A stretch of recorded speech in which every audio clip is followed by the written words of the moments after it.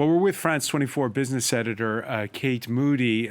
It's been 5 years of the unpredictable, and the unpredictable included a pandemic, and it's included now an energy crunch, a war in Ukraine. So many factors that have, thrown everyone into turmoil.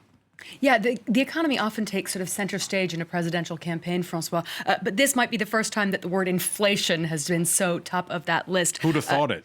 Well, exactly. Anyone who's been watching things for the last few months could have thought it, because we've seen this trend of consumer prices starting to rise pretty steadily over the last year. And it's really since the war in Ukraine that we've seen this explosion in energy prices. Now, in France, consumer prices were about 5.1% higher than they were a year earlier. That's based on the harmonized EU data. It's still on the low side for the bloc. The Eurozone stood at 7.5% inflation in March.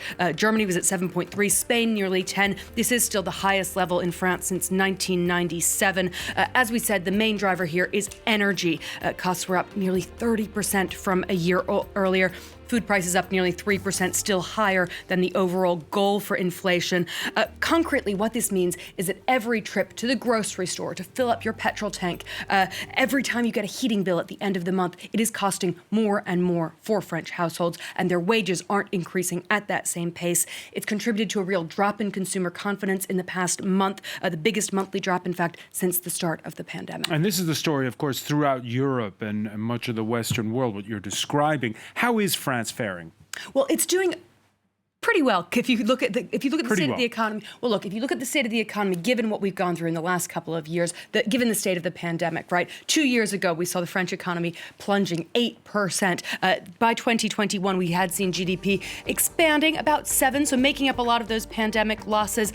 We know that inflation is the real problem. Unemployment, though, is at its lowest level since 2008. It was at just 7.4% at the end of last year. Keep in mind, 5 years ago, we were looking at over 9% inflation. It's still relatively low, as we say, because of this global growth trend and strong economic growth. Usually job creation is a big topic on the campaign trail. It's less so this time around. There's more focus on things like raising the minimum wage, raising salaries overall, making sure that people who do have jobs aren't struggling so much.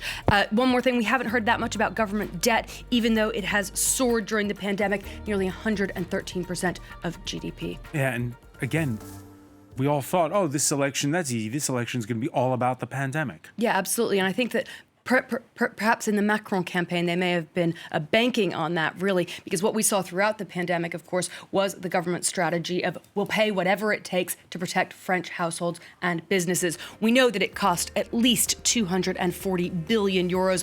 Much of that went to a furlough program, which kept paychecks coming in even when people weren't actually able to work. There were huge amounts of state-backed loans and grants, especially for sectors like tourism and hospitality. It did help limit the amount of layoffs and bankruptcies and contribute to that fairly strong state of the French economy going into the polls. But as you say, this has really been overshadowed by this cost of living crisis and the debate about things like whether taxes on petrol should be reduced or not.